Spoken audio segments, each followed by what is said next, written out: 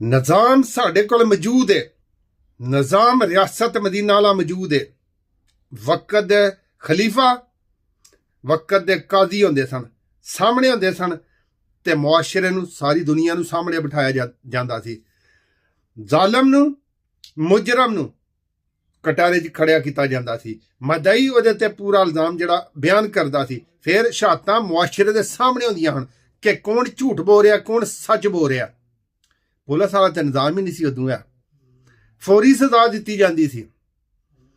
Police वाला निज़ाम तो यहूदी ने बनाया साढ़े ते कब्जा करने वास्ते।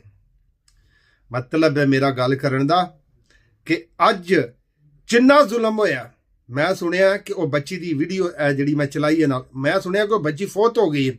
बच्ची फौत नहीं हुई, बच्ची नूं फिर कत्ल कर दिता गया है क्योंकि बच्ची अगू बयान ना देवे। तो दूसरी गल मैं तुहाडे नाल ये करना वा कि कल का जिहड़ा एहतजाज है ना, उस एहतजाज नूं रोकण वास्ते एक कुर्बानी हुई है।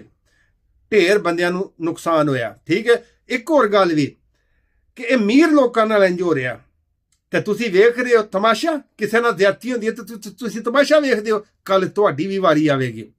मतलब कि दीन इस्लाम मौजूद है, रियासत मदीना का निज़ाम मौजूद है। मतलब कि अगर अवाम इत्तेहाद करेगी ना, अवाम फैसला करेगी ना, जिहड़ा KPK जे जिरगा होया वह सुन्नत है।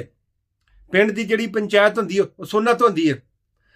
मतलब है मेरा गल करन दा कि अज जो कुर्बानियां दित्तियां गईयां ने ना, वो कल दे एहतजाज नूं रोकण वास्ते कीतियां गईयां ने। उसदी वजह पता जी की है कि यहूदी ने कहा कि हज़रत उमर फरूक रज़ी अल्लाह तआला अन्हु तो बाद अगर जे सानू किसी बंदे तो डर लगदा ना, तो मेरे मुर्शद जनाब इमरान खान साहब ने कि रोकण वास्ते मुलाकात नहीं हो रही है। मेरे पाकिस्तानियों निकलो एक बारी, तुसा बचना भी तां है ते तुसा तुहाडी दुनिया ते आखरत तां ही बचनी है कि जे तुसा निकलना।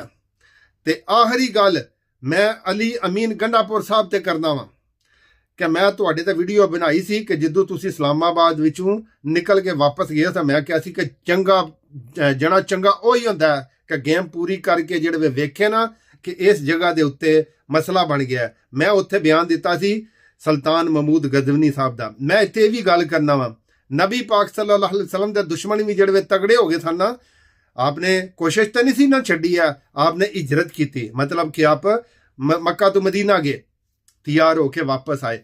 मैं इस चीज़ नूं दोहराना चाहना वा क्योंकि असीं उन्हां दे मनण वाले आ, असीं उन्हां विचों आ, वो साडे सन। ठीक है, मतलब ये गल करन दा कि अली अमीन गंडापुर साहब सुल्तान महमूद गजनवी साहब ने 17 हमले किए हैं तां सोमनाथ का मंदिर तबाह किया सी। इस्लामाबाद च भी पिछे जे मैं वीडियो वेखी सी कि मंदिर जड़ियां मंदिर दियां नीहां शीहां बणियां, मैनूं नहीं पता बन गया कि नहीं। तो दूसरा साडा जिहड़ा घुम्मत वाला है वो सिंध वाले जिहड़े ने जरदारी डाकू वर्गे जिहड़े ने, उन्हां दी वो बिलावल भट्टू दी खुसरे दी, ठीक है, ਉਹਦੀ वीडियो सोशल मीडिया ते मौजूद है जिहड़ी भगवान की पूजा करता है। मतलब कि तुसी तुहाडा नाम ही अली अमीन है, यानी मानतदार तो मतलब अली। हज़रत अली रज़ी अल्लाह तआला अन्हु वो सन जिहड़े आप सल्लल्लाहु अलैहि वसल्लम दे चचा दा भाई सन। ठीक है, वो सन जिन्हां ने आपने पूरा साथ दिता सी। मतलब कि ये सोमनाथ का मंदिर बन चुकिया। ठीक है, ये यजीद दे गुलामां ने सारा सिस्टम बना लिया। ये तुसां फतह करना। अली अमीन गंडापुर साहब तुसां ये फतह करना। मैनू तुहाडे विचों सुल्तान महमूद गजनवी नजर आउंदे ने, तुहाडे विचों मैनू मेरे मुर्शद दे मरीद नजर आउंदे ने, तुहाडे विचों मैनू मेरे अल्लाह दे आखिरी नबी हज़रत मुहम्मद सल्लल्लाहु अलैहि वसल्लम दे सच्चे आशिक नजर आउंदे ने। आ दुनिया फानी है। कल जिहड़ी वीडियो वेखी थी, मेरे मुर्शद के अंदर किहड़ी ताकत है कि मेरा मुर्शद मौत तो नहीं डरदा। मेरे मुर्शद नूं पता कि मेरे रब ने मैनू कोशिश वास्ते भेजा। मैं अपनी पूरी कोशिश की है तो मैं उस दिन अरेंज कर लिया सी कि जिस दिन मेरे मुर्शद जनाब इमरान खान साहब ने रहमतुल्लाह आलमीन वो जिहड़ा प्रोग्राम शुरू किया सी कि मैनू उत्थे लगा सी कि आपने अपना मिशन पूरा कर छड़िया। आपने अपना मिशन पूरा कर छड़िया। हुण साडी कोशिश है, असां करना जो भी करना। अज भी वक्त जे जिन्ना चिर पिंडां दे विच भी वेख लो, जिन्ना चिर तुसां पिंडां दे बंदियां ने नहीं ना उठना है तुहाडे सारियां नाल। 76 साल पाकिस्तान की हिस्टरी नहीं, इस तों पिछे भी वेख लो, हिंदुस्तान च भी किंज जुल्म होंदा सी।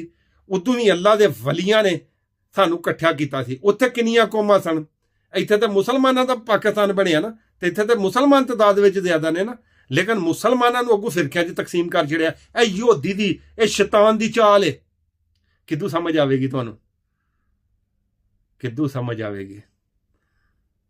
तो जिन्हों नहीं समझ आवेगी ना, उसकी दुनिया तो चलो जन्नत ही होगी, लेकिन आखरत दोज़ख है।